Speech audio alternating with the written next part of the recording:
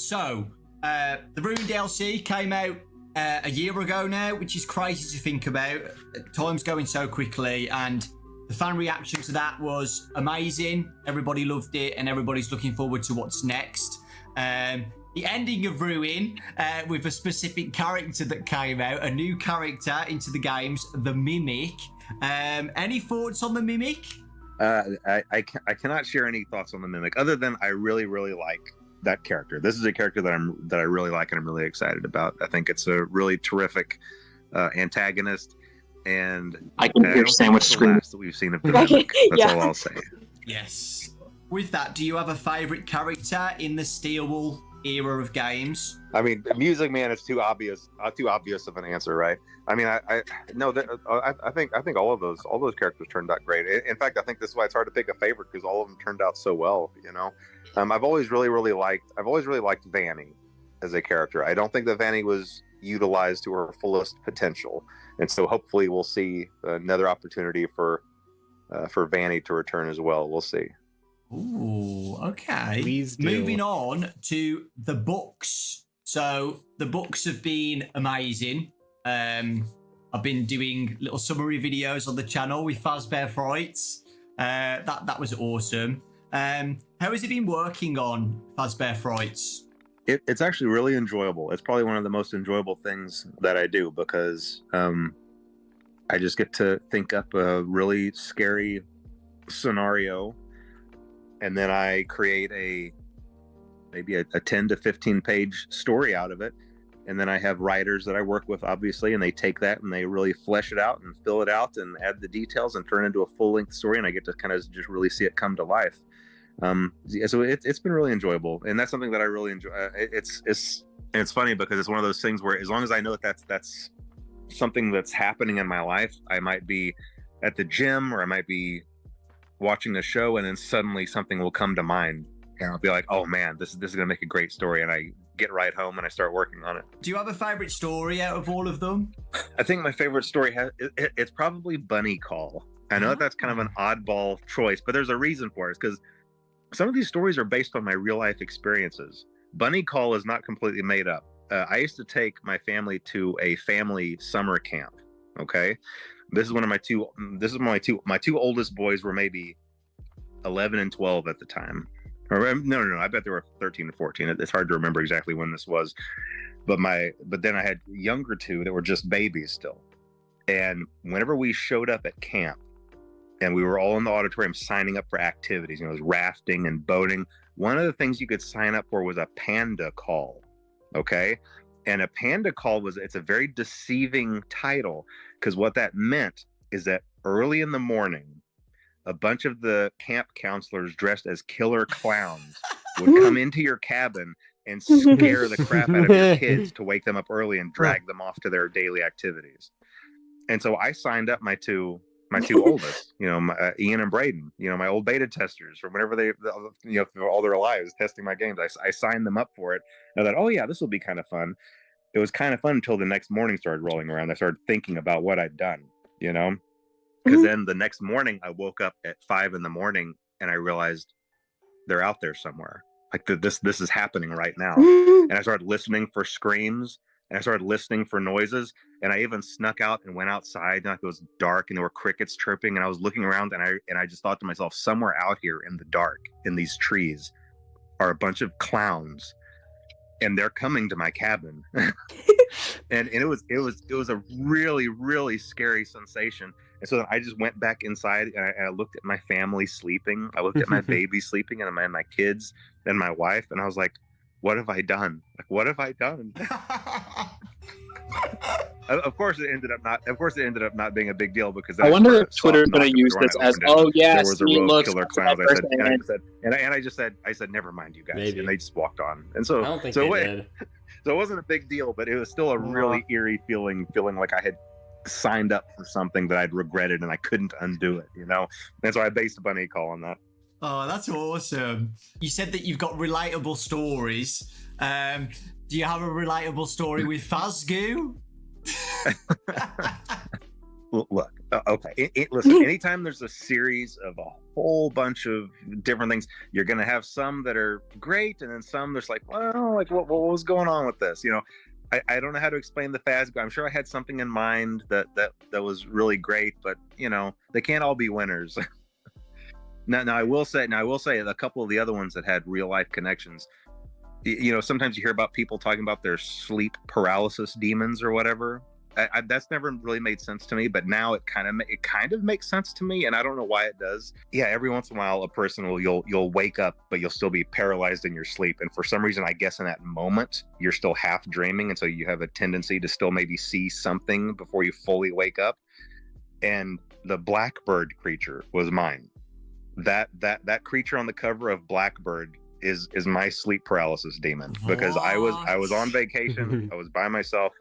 And I don't know what the circumstances were. I feel like I was taking a midday nap, but I woke up with a jolt, and for a split second, I saw that thing standing over me, and I couldn't move, and my body was tingling, and I was just frozen up, and I was just so disoriented after that. But I never forgot that, and I knew immediately after that, it's like, I've got to get this into a story somewhere, like this crazy looking creature. That is crazy.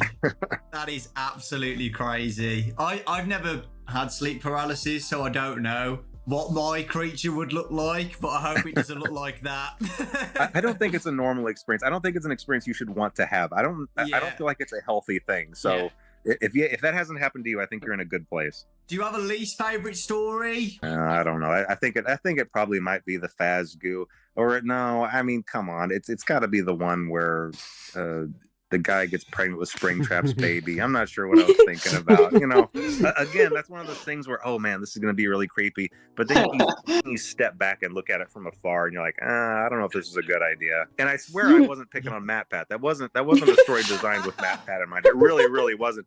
You know, listen, whenever you're doing these stories for this long, eventually you just run out of names, and you're going to cover all the names. You know, eventually I'll get around to Dawko. You know, and so if you see Dawko in one of these stories, it's not something personal. It's just because I ran out of names. You know, I don't know. Dawko is a very specific name that you'd have to get to. I probably have a few more to go through before I get to that, so you don't have anything to worry about. When doing my summary videos, and I know a lot of people say the same, people who loved Goosebumps when they were kids find these really relatable, right? And I know kids at school now read Fazbear Frights like they're Goosebumps books. And as a kid, my favourite TV show was Goosebumps. Would you ever think about or like the idea of Fazbear Frights ever being like a TV show like Goosebumps, where it's like a series of some of the best stories or something adapted? Oh yeah, definitely. And that's something that can definitely happen. I really hope it especially happens. now that the first movie came out and was successful. I think that really opens the door to lots of other potential opportunities. The only thing to be mindful of is I don't want to oversaturate the market and just create too much. And I think that sometimes we get a little bit of that, where franchises have movies and too many TV shows, and it just kind of waters everything down. But I really do like that idea, and it is definitely something that could happen for sure. Awesome. So the next segment is the FNAF movie. I've got some questions for you, Scott. First off, I absolutely loved the movie, as you know, and I know a lot of people did as well. The fans absolutely loved it, and it did really well at the box office as well. Super successful. Congratulations to you, Blumhouse, Universal. So yeah, first question is, how was working on the first FNAF movie after waiting for so long, after announcing it back in 2015? Well, you emailed me back in 2015 about it. I still remember that email. But yeah, how was it? It took a really long time to get off the ground, really just because of the screenplay. But after the screenplay was really locked in, from there, all the wheels started turning, you know, all the engines fired, and it took off. And it was a really fun experience from there. And really the screenplay just had a lot of challenges because of what it was. And it's really, you know, throughout all of those years, I worked with a lot of different directors, a lot of different writers, a lot of really talented people that eventually would end up leaving the project, but still really talented people. And it was really just a matter of there's just material that's difficult to translate to the screen. And one of the biggest issues is the animatronics, obviously being the monsters in the monster movie. If I were to approach any writer of a horror movie or any director and say, okay, here are your monsters. Go make a monster movie with them. That's easy. You give them all a knife. You go in. You just make your generic slasher, but just have it be, Freddy, Bonnie, Chica, and Foxy doing the slashing. The nuance here is that these animatronics are possessed by the spirits of kids, and these are innocent kids. These are victims themselves. So it's very, very difficult to still have a horror movie, still have those kills that you need, but still preserve the innocence of those kids. And it's a really difficult thing to do. And there were several screenplays that did not hit that mark. And I think I was more cautious about that and more picky about that than anything else. If kind of the innocence of those spirits was not preserved properly, I wasn't going to go forward with it.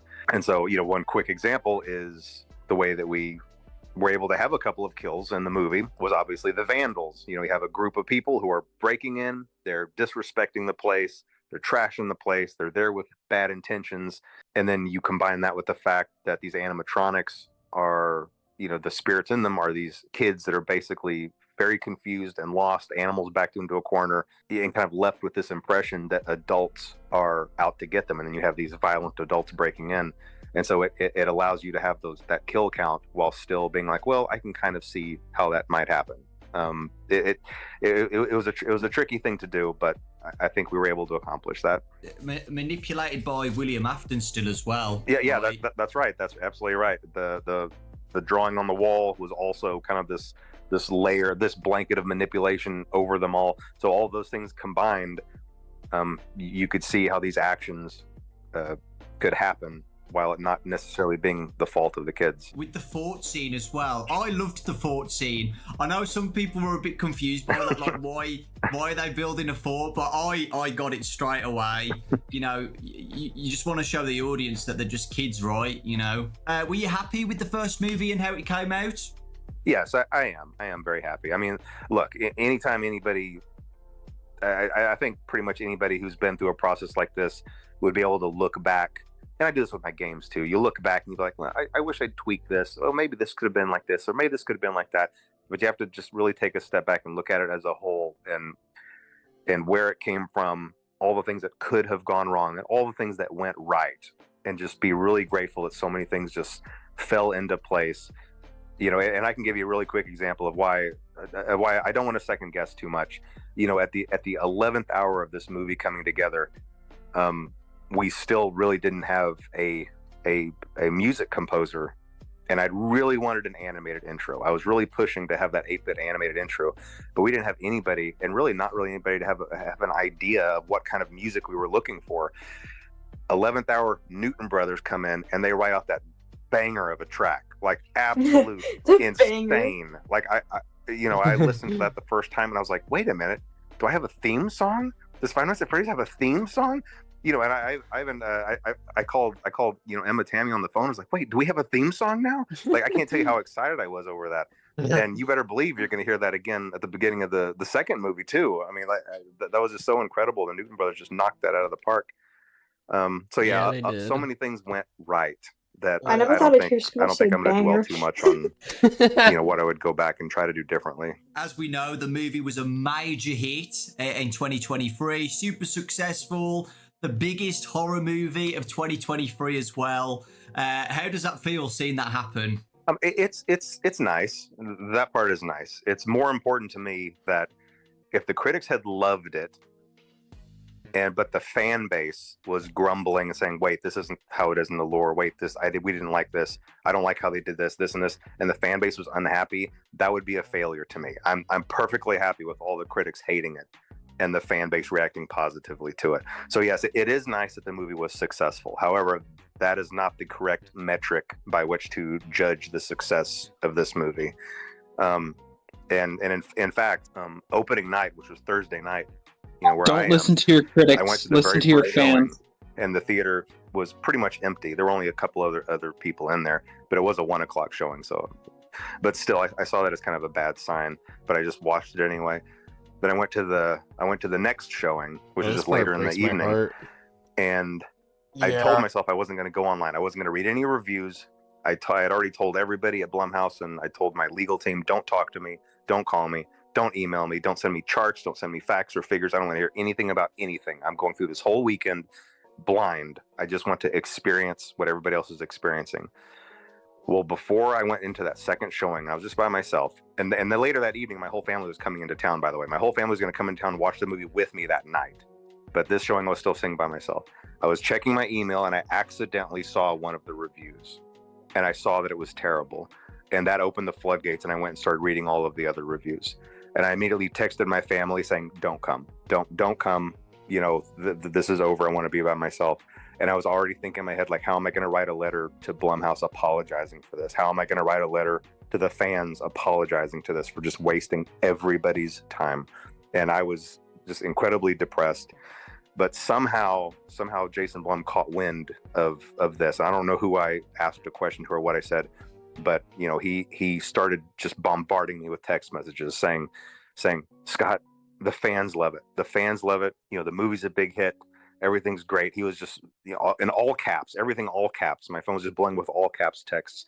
And so he really talked me through that to try to encourage me that even though the critics hated it, you know, there was a lot to be loved there by the fans. And so then I had my family come into town anyway, and we just sat in a packed theater and listened to, you know, the cheers and enthusiasm, and it really lifted my spirits. But, you know, for a couple of hours there, man, I was pretty distraught. I thought the whole thing was just a complete disaster. I feel so bad that happened. Yeah. To the point of, like, you Me know, too. calling your family and telling them not to come, like, that's how much you think your thing was like a failure or whatever. Yeah. That's just so sad. Yeah. The fact this probably like happened on like the same day that we were all watching the movie for the first time too. Mm-hmm. Yeah. That just makes me feel bad. Anyway. I remember you told me But it like wasn't. how insane you were going when you first saw it in the theaters with Eris and stuff like that. Yeah, I loved it, man. Mm-hmm. It all worked out okay, you know. It all worked out okay. Yeah. And again, the movie's not perfect. There's definitely room to improve. But yeah, I'm definitely happy that it was in general received well by the fan base. The second movie, which is, you know, it's been announced that it's going to be coming out in 2025. Is it December 2025? Yeah, December 5th, 2025, I think. Is there anything exciting to talk about on the second movie? Anything you want to say? I'm not going to give away too many details, but I will say that I'm following kind of the same formula where the first movie is focused on the first game. So I'm going to try to carry on that tradition onward with future movies. And I think that is absolutely the way to go. And I think everyone's going to be really, really excited for what's planned for the second one. You know, the first one was really challenging because it's so much setup. It's like, how do you establish all of this? But now that we have that launch pad, where to go from there came a lot just more natural. It felt a lot more natural. And we were able to really craft just a really great story. This is unrelated. This is completely unrelated, but they're making a second Zootopia. You just found this out? Oh, really? Yep. I just found this out. I've known this for like weeks now. Wow. Okay, never mind. All right, sorry, carry on. Okay. And I'm really excited about it. And I won't say anything more, but I'm really hopeful that everyone's gonna really love what's gonna come around December 2025. Yeah, so exciting. And is Emma back and everything? Oh yes, as yeah, well? Emma's gonna be back. She did such a great job on that first one, you know. Yeah, that's really good having the same director. So now we're going to be talking about Into the Pit, the new game that's coming out by Mega Cat Studios. We just got another trailer a couple like last week, and it looks amazing. It looks so good.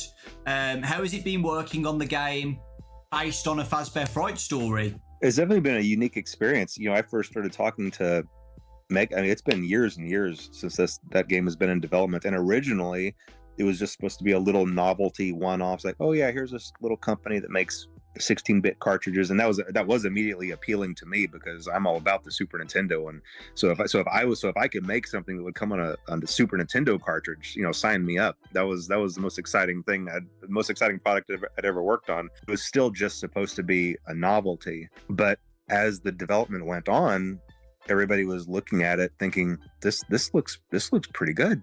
This actually looks really good. And so they just kept on going with it. They could have stopped a lot sooner, and they could have stopped with just a little simple novelty game, but they just kept going.